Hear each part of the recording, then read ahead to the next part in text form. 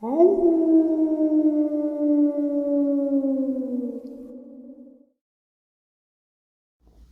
and salutations, everyone. I hope everyone is doing well. Welcome to today's upload. Before we jump on into it, a couple quick links. As many of you know, I rely on Patreon, PayPal, channel membership, and the merch to help the channel to continue to grow and go. Links to Patreon, PayPal, and channel membership is in the description below. Merch displayed directly under the video. Also, Dogman, Frightening Encounters, Volume 1 through 3, the audiobook versions. They were written and researched by Tom Lyons, narrated and produced by me, Jeff Nadolny. Those audiobooks are available on Audible, Amazon, and iTunes, links to which are also in the description as well. And finally, last but definitely not least, if you'd really like to help support the channel to continue to grow and go, simply subscribe. It does not cost a cent. Click the like button, takes half a second. If you don't want to miss out on any of the informative uploads that I put out daily, click that bell icon, and folks, please leave a comment and share the video. Why? Well, because all of these things, they really do help the channel to continue to grow and go. They definitely do matter, and they are appreciated. And with that, I have taken far too much of your time. Let's jump in to today's upload, shall we? Alright, so today's upload is a subscriber submitted email. I ended up speaking with this subscriber. Also, I finally am caught up on my emails. I went through every single one today, printed out all experiences that were typed out for me to share with you guys, and jotted down a whole bunch of information. But I have quite the stack of subscriber experiences and a sheet of subscribers that are willing to do interviews for us and with us. So I'm looking forward to that. But today's upload it really dispels a lot of lies. Well, a few that I had thought, actually, until speaking with this person named Kyle.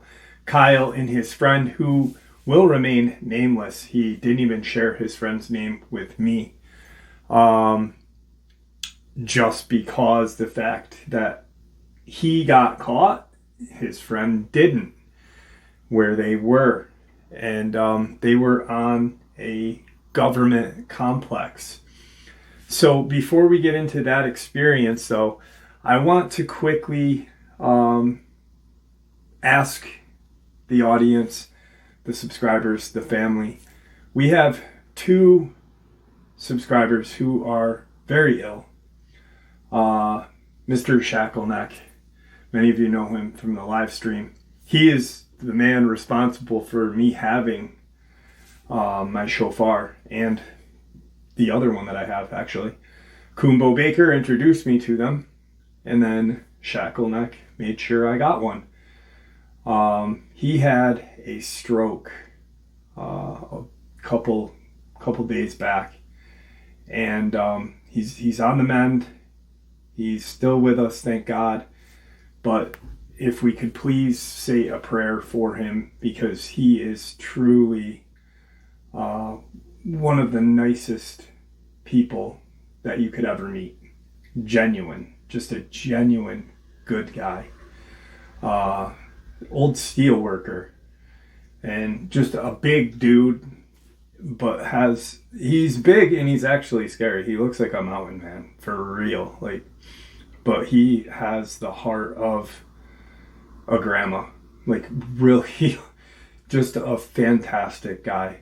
And Delirium. Please say a prayer for both of these guys. Delirium is going through some really serious medical issues, and I'm not going to go too much into I'm not sharing his real name, but his medical issues, they are talking about doing a Whipple procedure for him, which is a quite invasive and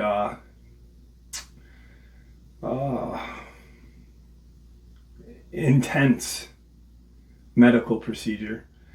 He's very, very, very, very bad off. But if we can keep a prayer for both of them, they've been an amazing part of this family, and it means a lot to me and to them. So let's get into today's experiences. All right, so Kyle and I had a pretty long conversation. He shared a lot of just different information with me that he had started to look into after this experience took place. Now, if you are not familiar with an area called Site R, or Raven Rock Mountain Complex, or the Second Pentagon, I am about to share some very interesting information. He and I were talking briefly before he shared his experience with me. And he said, listen, he said, I'm not one of those conspiracy theorists that buy into a lot of what QAnon says and this and that. He said, I do, and I have researched a lot of things our government is doing and letting the elite get away with, which is practically our government. Our government is the elite, especially back when this occurred. And this took place in 2014. And it took Raven Rock Mountain Complex, for those of you who are not familiar with this, is a deep underground military base. It is a true deep underground military base. Dulce, I don't believe Dulce is, because I believe it was there before our military even started to become involved with anything that was going on there. So I just call that a deep underground facility or deep underground city, whatever you want to call it. But this is truly a deep underground military base. Now, he had heard about this he lives about an hour away from Liberty Township in Pennsylvania. And this facility is pretty much on the Maryland-Pennsylvania border. And he had heard that this base, there had been UFOs spotted flying over it. Just some really strange things seen after 9/11 occurred, especially at night. There had been a lot of weird lights in the sky and such. Now, this facility is in case the worst happens, in case there is a nuclear war. And this facility can hold up to like 5,000 people. It's got a hospital. It's got everything and anything. I heard Robert Kennedy talk about it once, and talking about how there's a McDonald's supposedly in it. Now, I don't know if that's true, but I don't know a lot about it, and no one really does. That's the thing. But we ended up talking a little bit about what the government is doing and how he had made a comment about, I think it's funny that people still talk about how people like my channel, like myself in the channel,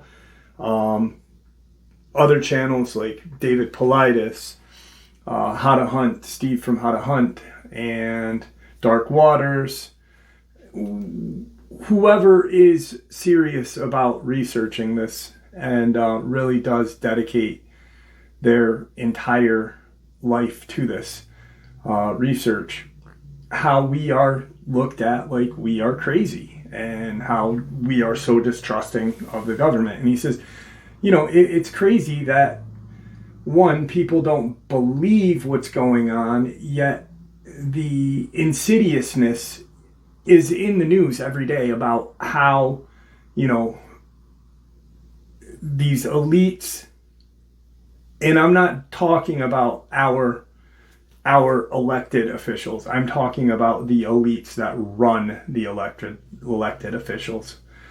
How they are getting away with anything and everything.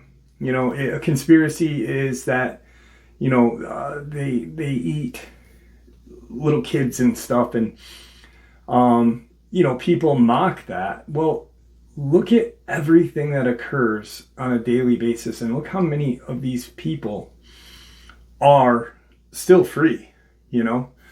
And then to think about, yeah, these creatures don't exist, these facilities don't exist. It wasn't the government, the elected government, that made the bargains with these alien agenda creatures, these draconian, these grays. It was the elite. It was the 13 families, the bloodline, the evil bloodline, and because they have that demonic blood in their system, you know. I truly believe that it is so much deeper than we can even fathom. So he just thinks, he said, you know, I think that's really funny how, you know, people talk about you and the channels that I just mentioned and others like we aren't on the right path. We are just talking about something other than that these monsters do. Human monsters, alien, demonic monsters, whatever you want to call them, they're all the same. They're monsters. So we had about a half an hour conversation about that, and there was a lot talked about, and a lot of it really isn't politically correct or PC for YouTube, so I'm not even going to get into what we really talked about. You can just guess what we talked about just judging on from what I just said. Now, when he has kind of always been leery of the government. And back in 2014, actually in 2013, he had heard that the Obama administration, as a kind of goodwill effort, no more wool over the sheep's eyes, guys. We are going to allow the public on public tours of the top layer facility of this Raven Rock Mountain complex. And, he had heard about this. There wasn't too much to look into at the time on it. So they just went on what they heard. And him and his buddy took an hour drive down there to see if they could get and check it out. They really were excited. They were like, holy cow. All right, well, maybe if this is how it's going to be, maybe he's not that bad of a dude. He's going to allow the public to have access to something that we're not allowed to have access to on a regular basis. So maybe it's a good thing. They end up driving the hour, and they get there, and they are turned away immediately. They drive up. They don't even get to the facility. They get to a gate where there's 6 armed U.S. Marines, president's own, and I'm not downing anyone. I love our armed forces. I freaking commend them. But, it's the president's own is who guards these facilities because, one, it's supposedly there's a direct tunnel from Camp David to the second Pentagon. Well, like 6.5 miles I'm not really sure. There's a lot of kind of rumor and myth about this. they are turned away. But beforehand, they are asked to see their credentials, their driver's license and stuff. And Kyle immediately says, I don't have to show you my driver's license. I thought, and he said, I thought there was a transparency, and Obama was letting people do tours. Apparently I was mistaken. I don't mean any harm. Just, we're going to go. There was a little kind of where they had actually kind of raised their rifles up a little bit. They did not point. They did not point their rifles at them. Just a little raise up. Just, hey, are you gonna? And one of the guys had radioed in, and they were told, just let him go. Let him go. There's a lot of talk about this transparency that President Obama said he was going to do, and yada yada. Let him go and tell him, that it's not true. And if they know anybody else that wants to come here, tell them not to come because it's not true. So they drive the hour back. Now, as they are driving out of this area, they are not even close to, but they are deep enough into the woods, where they're driving out, and his friend, the unnamed friend, yells out, "Holy shit, what was that? What was that?" And he kind of stops the car real quick and says, What did you see? And he said, dude, I just literally saw a huge dog staring at us from the side of the road, like the wood line. It was staring at us. It was quadruped as it was staring at us. And it, like, kind of, as you're driving by and I'm looking right at it, it looks at me, cocks its head, kind of stands up and turns and goes into the woods. And he's like, no, you're kidding. And probably the dumbest decision, or one of the dumbest decisions, they get out of the car. They get out of the car and they walk around the car. They walk to the back and they kind of stand on the edge of the road looking into the woods.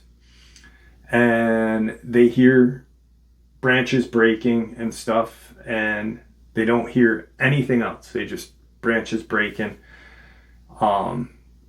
They hear a motor coming down the road. So they jump in their car and they take off. They get back to Kyle's house, and they're all bent out of shape. They were bitching the whole way home, They're just bent out of shape because this transparency that they had heard of was not true, and what's the big deal, and this and that. And it is a big deal. I mean, if it really is what they say it is, and there's military and political secrets, and not political secrets for the agenda, but war weapon secrets to hopefully protect the civilians. Why let people in? But if it's basically a safe zone bunker for the elite and their puppets, let us in and let us look around. If we're gonna burn in the freaking the fires of hell when the bombs start flying, why can't we see what you're gonna be safe in? So they're just bitching about it and stuff, and they get home. About a week goes by, and life is normal, work, life, days off. And unnamed friend calls Kyle and says, dude, I think we should just go up. I think what we should do is we should, instead of going right up the way we came, let's take a walk in. There's a place, I think, where we can park. He said, I'm pretty familiar with the map. I'm looking at a map right now, and it looks like we can get in from, this area here. I'm not sure what this is, but, let's do it. And Kyle's like, dude, I gotta work tonight, if we're gonna do this, we're gonna plan it, if we're gonna do it, we gotta plan it. And how about in 2 nights we do it? And then when I get out of work, tomorrow morning, I'll stop by your house, we'll sit down, talk it out, and then in a day and a half, we'll go up. Sounds good. Let's do that. So they get it all planned, and the day they're gonna do it, they hang out at Kyle's house. They kind of rest up all day because they're going in at night, and they kind of want to be rested and everything. So they make the decision, this is what we'll do. We'll leave my house at like 9. We'll get there around 10. And we'll go down and see if there's anywhere we can park that won't be conspicuous. If we have to walk a ways in, we'll do that. We're already prepared to do it anyway. So they get there, and they are they're driving down, and they find this area off the main road that runs kind of, it's a very strange kind of facility. And there's like a parkway that runs kind of right next to it. And then there's like just offshoot little towns here and there all around it. It is very inconspicuous if you really think about it. They're driving, and they realize, oh shit, they just passed what looks like one of the roads to get up there. They turn around. Sure enough, it's this road called Cove Hollow Road. And right across the street, literally right across the street, is this pizza joint. And they both look at each other like, let's pull in there and park right here. We'll just kind of play it off. And that's exactly what they do. Now, going back to what we were talking about before, he had talked about, the elites and what they do, and the, craziness that they have done, and the craziness that, I don't know if you want to call it craziness, but the conspiracies based around these things. But I mean, the Pizzagate, and ironically enough, there's a pizza joint right there, and that's where they parked. And he said, I just found that, he said, years later thinking about it, I think about how insane that is. And once again, that's the gist of our conversation, how just, if our government is capable of that, what else? And I don't mean the elected, I mean the elected are just puppets, regardless of what you think. And, I really like that person. They speak a good way, and this and that. Yeah, they do. But, remember, these people have families and stuff, and the elite don't really care about their families.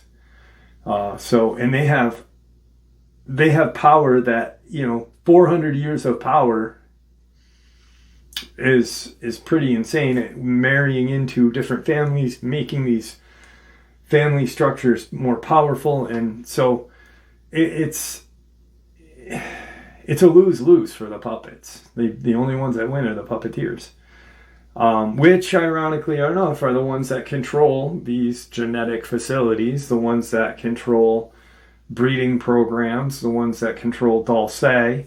So anyway, they get out, they're kind of talking, and his friend is not nervous at all. He is just ramped up, ready to go. Kyle is feeling a little bit off. He's like, dude, something's off, Are you sure that, we should do this? And his buddy's like, yeah. So they have a contingency plan, or a plan of escape. Kyle's like, check this out. If anything does happen, let's make a pact right now that here's my keys. We're going to leave my key to the car under the front tire. Right here. You know, it's like the car's parked and they're going to put the key to the car kind of under the front tire. And he said, if anything is to happen, if we get separated or what, and one of us gets here, we'll wait an hour from the time we get here. Not from the time we get split up, but from the time that we get to my car.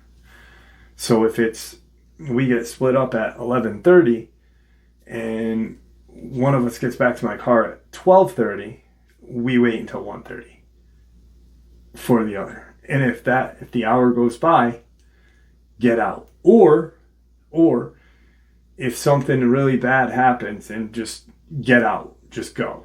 Like, do we have are we at an agreement? And they make the agreement. So they're like, all right, let's do this. So they start walking up Cove Hollow Road, and it doesn't start off woodsy. It's a little woodsy, but not real woodsy. And then boom, maybe 200, 300 feet in, it's woods, just dark. They turn around to see the lights of the pizza joint. They can see the car still. And then maybe like a couple minutes later, pitch black. Now they are walking up and they are talking about, okay, if we're here, because they had looked at a map prior to, and they decided that there looks like there's what looks like to be a mine, but it's not. If we go past this area and we cut to the left, we should be in the woods right directly behind the fence line. What are we going to do with the fence line? Are we going to hop the fence? Well, what should we do? Let's not hop the fence, but let's walk the perimeter. We'll walk the perimeter until we can get to the main gate. We won't get to the main gate though. Sounds good. So that's exactly what their plan is. Like a couple minutes go by and they hear diesel engine and like a regular engine coming down the road. They can see lights. They jump off to the side and jump into the wood line. Going by, 3 military cargo vehicles and 2 Jeeps go by. Go out, not up. So they're going away from the complex. And they look at each other and they're like, whew, that was close. All right, we are past the so-called mine that does not look like a mine. It almost looks like, he said, it almost looks like what they're doing there is building more or digging more, possibly.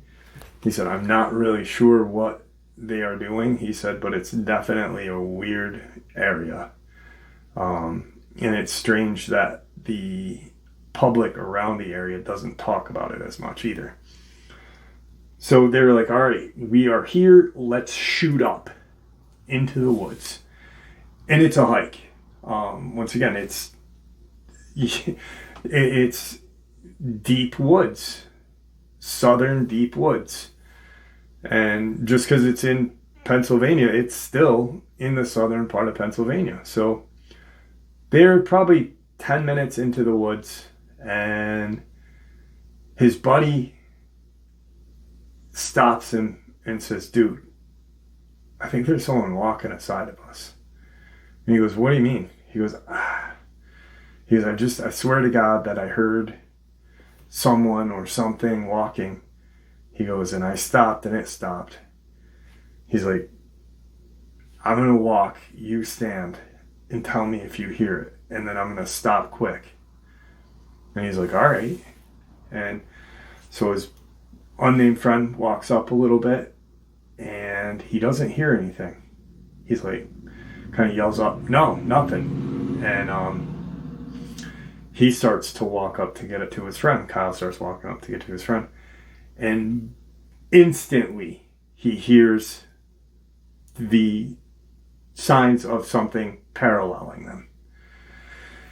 He gets to his buddy and he goes, "Dude," he goes, "it didn't walk when you walked." He goes, "But it walked when I did." He goes, "I heard it." He goes, "I heard it." And they both kind of look over that way and they don't see anything. They keep walking and they don't, for a few minutes, they don't hear it paralleling them.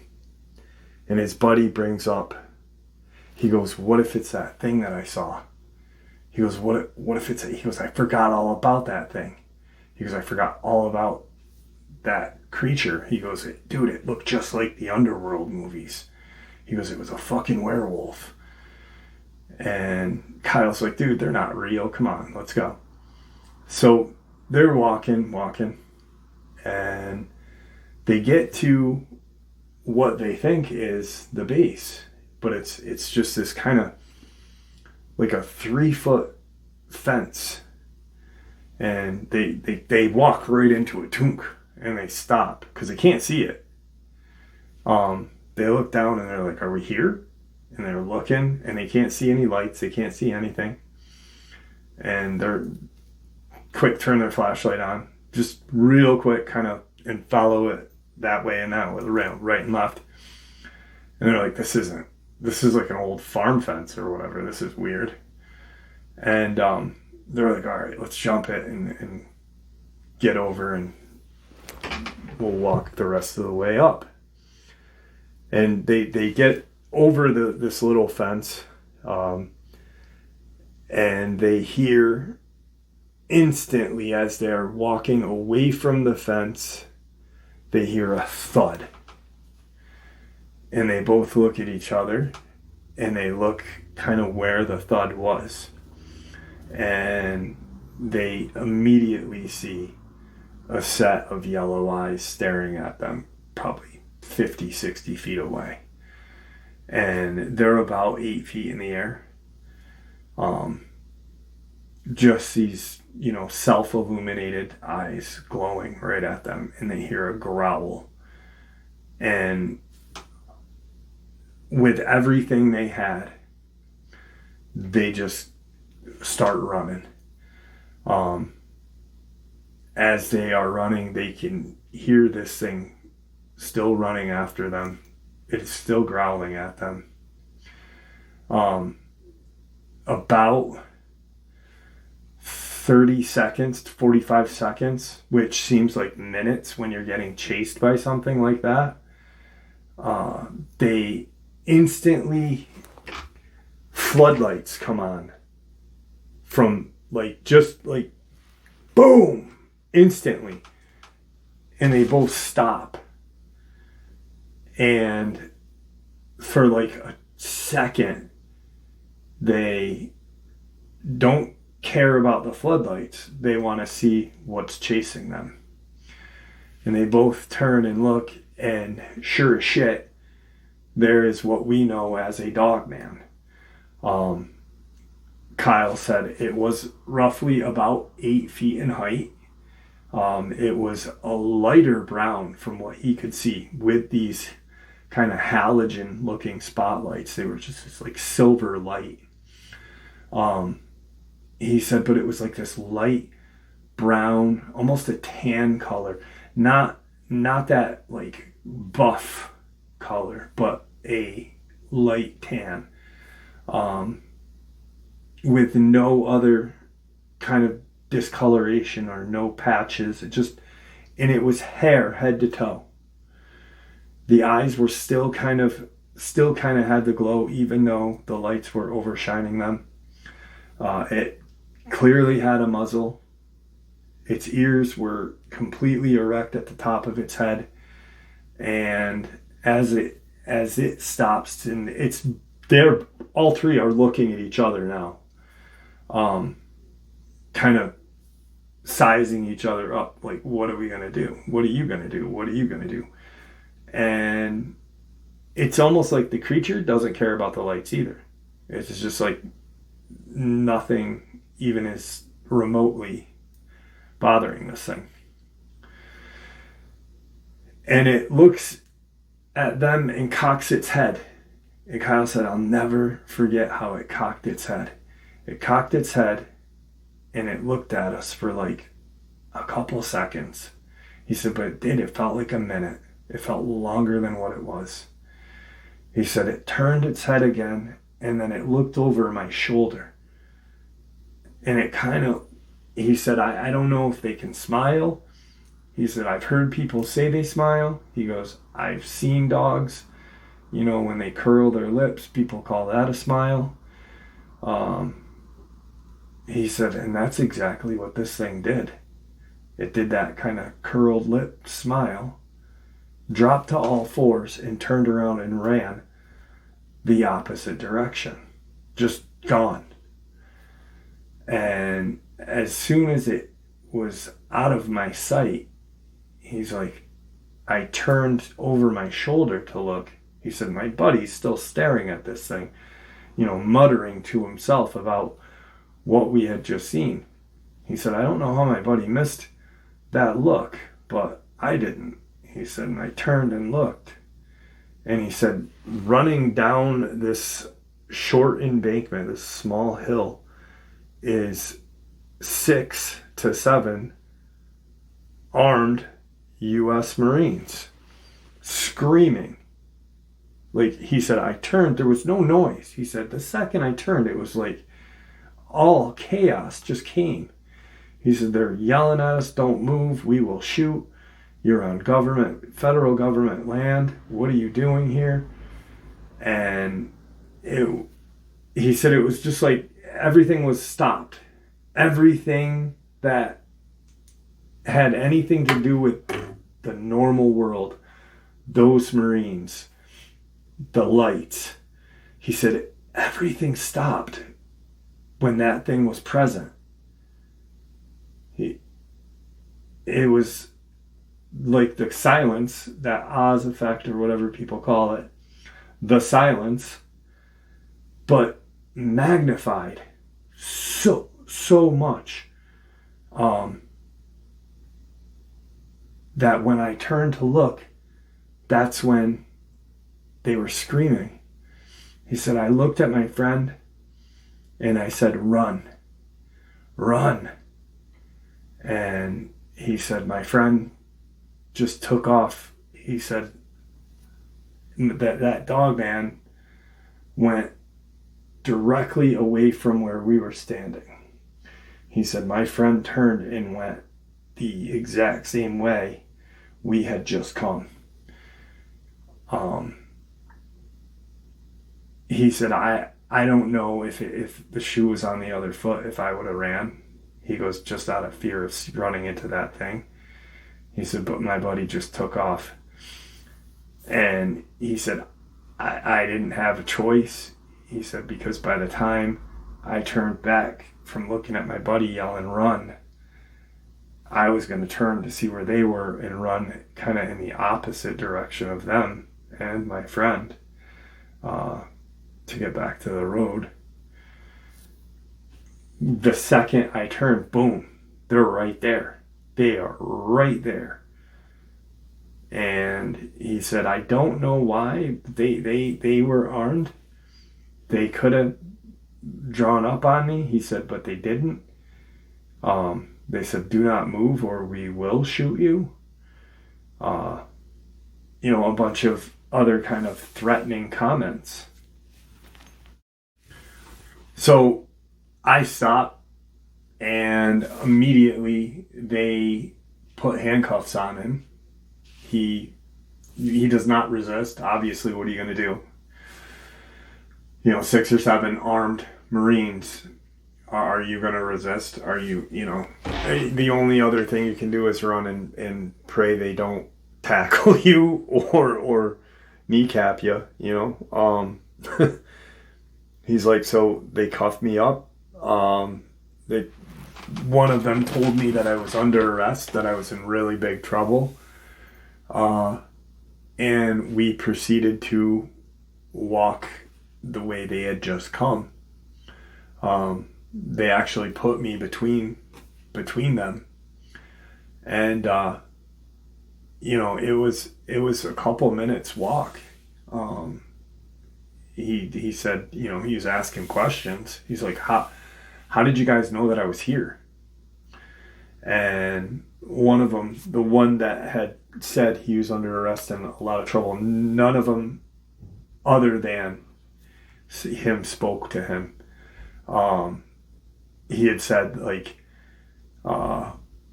where's your buddy? Where's your buddy that we were just with? We're going to catch him too. And they said his name, unnamed name. And he's like, he wasn't with me. I didn't have anyone with me. And he said, we saw your friend.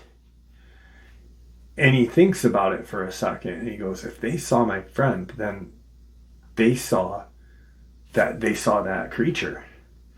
He goes, if you saw me and a buddy that you say I was with, he goes, what else was there with us? And he kind of looked at him and he goes, huh. And he goes, you're lucky to be alive. And they kept walking. So they get up to the guardhouse. He is placed, they bring a chair outside of the guard shack.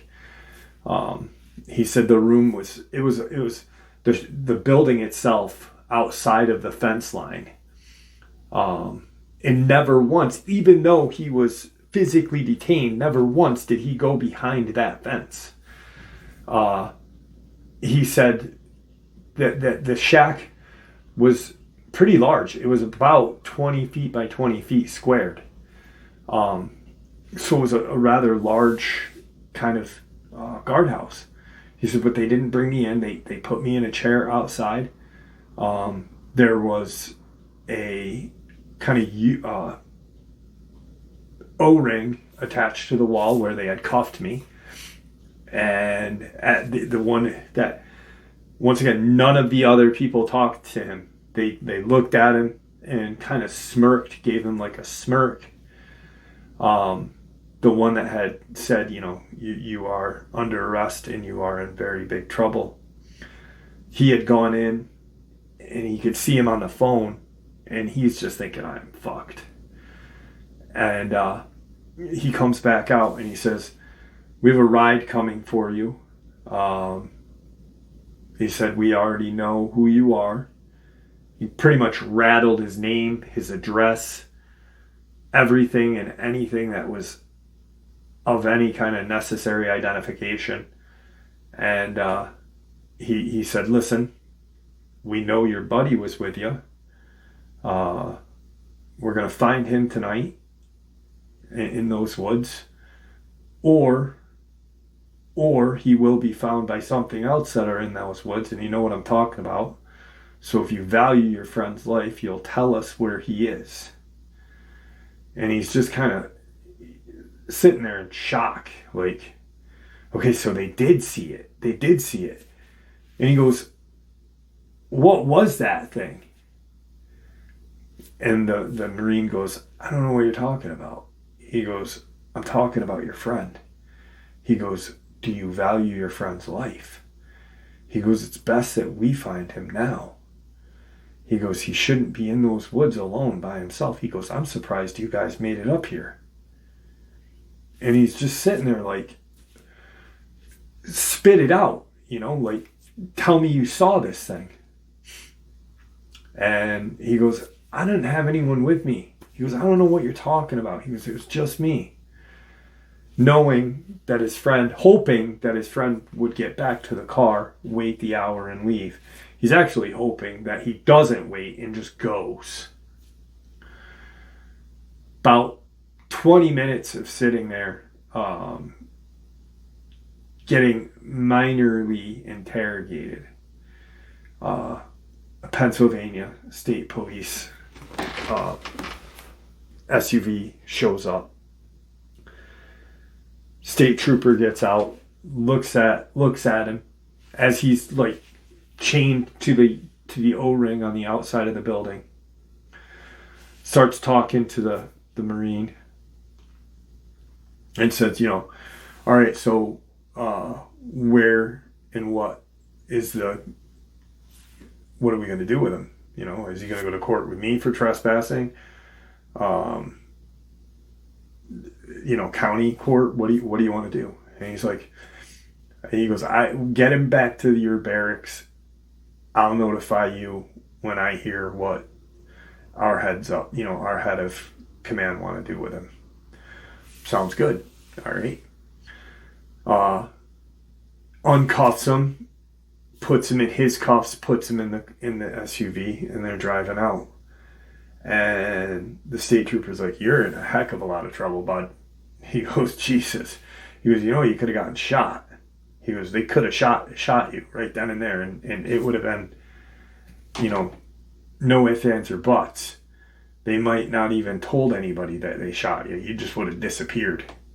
He goes, believe me. He goes, we've had shit like that happen. We have questions for the government, but we can't ask them.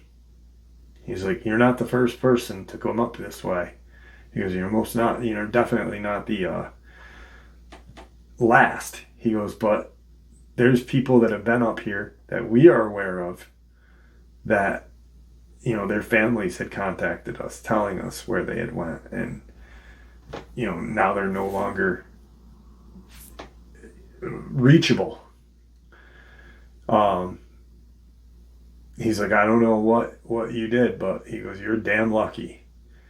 And he said, I had to do it. He goes, I don't know what they're talking about, but I didn't have anyone with me. He goes, I literally got dropped off. I just wanted to see what was going on. He goes, I came here a week ago. He goes, and because we heard that there was they were allowing people to come in and tour the first floor, just like transparency. So Obama's second term was all about transparency. And he goes, they said no. And the trooper starts laughing. He goes, where the fuck did you hear that? He goes, you really think that the government's going to allow anybody into a secret facility like Site R? And he just starts laughing. And he's like, no. He goes, but we thought, we heard it, so we drove in. And he's like, who drove in? He goes, just a buddy that was with me. He goes, the buddy that was with you tonight? He goes, I hope you see him tonight. He goes, I hope you see him again after tonight. And he goes, what's that mean? He goes, what do you think? Do you think they're going to... He goes, you think that if they catch him, they're going to call me again to pick him up? He goes, I doubt it. And he goes, I'm more afraid of what we saw in those woods. And he goes, oh yeah? He goes, what'd you see? He goes, UFOs? Just kind of mocking him. And he said, no. He said, no, sir. He said, we saw what looked like a werewolf. He goes, and that thing chased us, from almost the time we got off of Cove Hollow Road to this 3-foot fence, this old farm fence. And he said, the second these lights, came on, he's like, we all stopped. He said, me, my buddy, and that werewolf creature. And the next thing you know, the Marines are there. He said, he said, my buddy took off running, and he goes, this thing was there. And he goes, I'm not even going to ask who your buddy was. He goes, I don't even care. He goes, I'm not going to say anything about it. He goes, I'm just going to keep my mouth shut about that. He goes, but what did this thing look like? And he said, it looked like a werewolf. And he said, all right. And he said, in those woods? And he said, yes, sir. Yes, sir. And he gets to the barracks. And he's brought in, and they allow him to call his family. He calls his dad, his dad answers the phone and he tells him, "Dad, I'm here. This is what happened. They're saying I'm free to go tonight, but I guess I'm gonna have court in the next couple of days. Can you grab me, please? Where's your car?" And he's like, "I can't talk about it right now. Can you just get me if, and we can figure this all out? I'm here." As he's waiting for his dad, he's uncuffed. He's not treated like, the most elite criminal ever. He's uncuffed. Trooper asks him, "You want a soda? You want a coffee? If you smoke, let me know. I'll bring you out back, but I have to cuff you again." And so he's sitting there waiting for his dad, and he hears the trooper talking to another trooper, and he goes, "The kid saw one of those things." He goes, "I fucking knew they were up there." He goes, "I knew it." He goes, "You remember when we had to shoot one?" And he's hearing this, and he's like, "Oh my God, they shot one." And he's looking at the troopers talking, and the trooper that he was talking to, not the one that picked him up, but the other trooper that was sitting down at a desk, kind of looks up at him and kind of nods his head.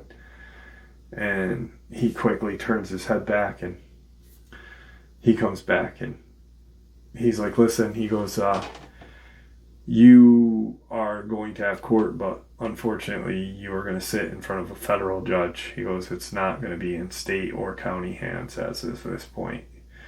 He goes, "So we have, we're holding you until your dad gets here. We have no jurisdiction." He goes, "They know where you live." He goes, "There's going to be no bail." He goes, "You just show up to court." He goes, "Or they will come and find you, and believe me, they can find you." Dad comes, gets in the car, proceeds to tell the dad, why and what, everything, transparency. We came up the next day, we came up then a week later, a week ago, and then a week later we were back, and he goes, we parked over on the other side of town here. He said, I told him, if we don't hear from each other within an hour to leave, he goes, "Can we drive by the car?" And his dad's like, "Yeah." He goes, "Where's your cell phone?" He goes, "My cell phone and his cell phone are at our house." He goes, "We didn't want to bring them with us." They drive by and the car's gone. And he's like, "Oh God, all right, good." So gets home, and him and his buddy's waiting at the driveway, and his buddy, adamantly says, "Please don't throw me under the bus, this and that." And he's like, "I didn't say a word about you." He goes, "I didn't say." He goes, "The only time I did was to the state trooper, and the trooper's not saying anything." He goes, "I don't have court for the state or for the county." He's like, "It's federal." He's going to have to sit in front of a federal judge. Or just, I'm not going to say a lick about it. He goes, did you see it again when you were running to my car?" And he said, "I did and I didn't." He goes, "But remember when we got over the fence and right before, the lights blasted on," he goes, "we heard that thud." He's like, "Yeah." He's like, "I think it was in the trees." He goes, "I'm pretty sure the thing was in the trees watching us." And he goes, "Yeah, that makes a lot of sense." So they are still friends to this day. They don't live close to each other anymore. His buddy ended up moving out of state. But he did have to sit in front of a federal judge, and he said, "I don't know if this was dumb or smart." He said, "But I started to talk about what I saw in the woods that night in front of this federal judge." And he said there was a representative of the government there. He said he stopped the hearing, went and talked to my lawyer. My lawyer and him went up and talked to the judge. And he said I was on a watch list. He said I might even still be. He goes, but I was on for 5 years. He said, so as of 2020, he goes, I was a free man. He said, I did not do any jail time. He said, I did have to pay some fines, whatever they, but no jail. He goes, in the federal watch list, he goes, I couldn't do anything. He goes, and like I said, he goes, I don't even know if I'm still on it. He goes, they said I wasn't, but how much do you believe in those?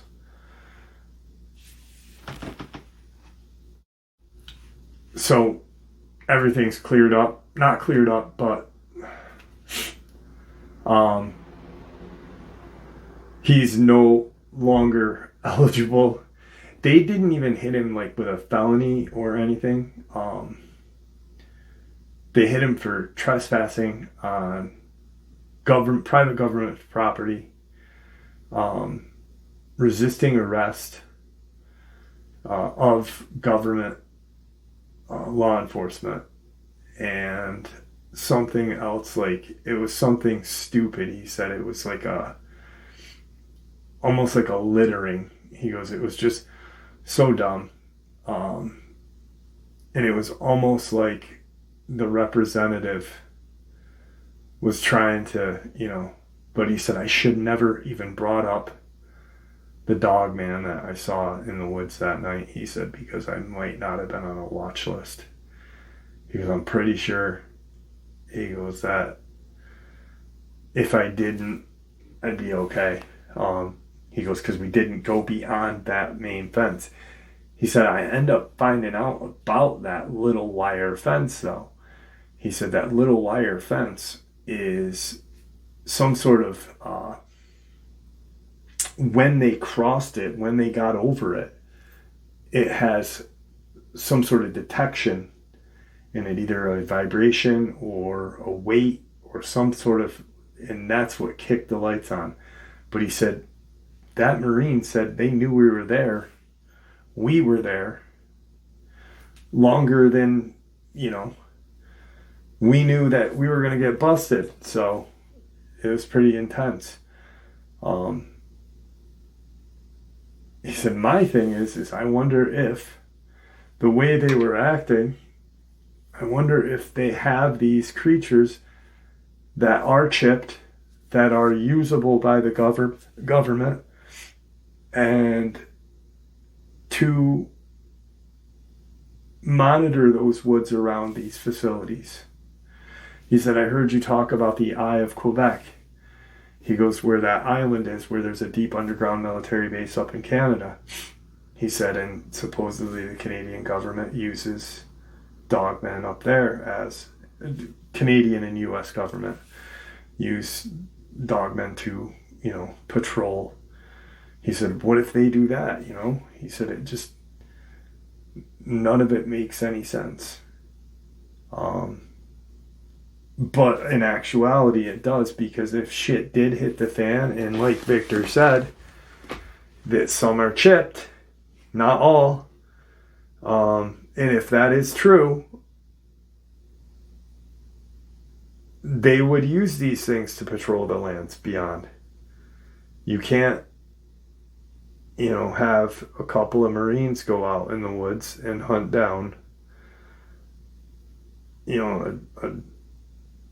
this and that. So why not use this Dogman? What if there's like 10 kids out there partying or something? Do they have, because it didn't attack him, he thinks. He's like, it didn't attack us. He said, it scared the shit out of us, but it didn't attack us. It jumped out of the trees, landed, made itself known, could see that, we were just there. So what if that's what they're there for, is to guard these properties? He said, and what if these elites, and now we get back to our original conversation, he said, what if the elites that are the terror, of the real world, the free world, what if they are using these things too? What if these facilities are funded? And obviously the facilities are funded. The government is funded by big pharma, big media, big this, big that. So if big pharma wants to keep something secret, they pay the government X amount of money, shit gets swept away. And how do you think the opioid epidemic got, carried on for so long? It wasn't until people started to talk about it is when that shit went down, and then the other elites using these things to, protect their evils of their mansions and whatever. So it was an interesting conversation, and I never really thought about how deep and connected this was. I always knew, obviously I talk about how connected it is all the time, but with him we talked about stuff that until I heard it in words and then looked at it and thought about it, never thought it possible. But if Victor is or was telling the truth and they were chipping these things, and the gentleman up in the Eye of Quebec was telling the truth and they were using those things, the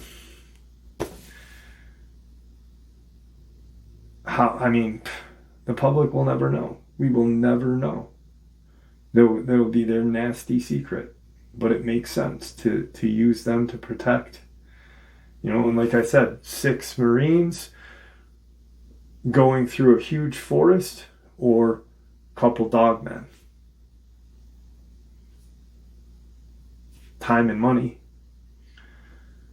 Anyway, it's pretty crazy. It was a pretty crazy, intense conversation. I wish there was a way of me sharing everything that really we got into. I did pretty much, but I just kind of beat around the bush. But imagine he technically got put on a watch list for saying Dogman in a federal court. It wasn't even a federal court. It was a federal judge in a state court. Which, if you look into that, I don't think there is legality to it. I may be wrong, but anyway, with that, I'd like to thank you all for supporting the channel. It is your support, after all, that helps the channel to continue to grow and go, and what gives us all a place and a chance to share our experiences and theories judgment-free. Everyone is simply treated with the respect that we deserve. Please, everyone, stay safe, happy, healthy, and ever vigilant, keeping an eye on our children, our pets, our family, and friends. These creatures are real. These events have happened. Share this information with those you love and care about, and it may just help save their lives someday. Until next time, never stop asking questions, never stop searching for the truth, and God bless you all.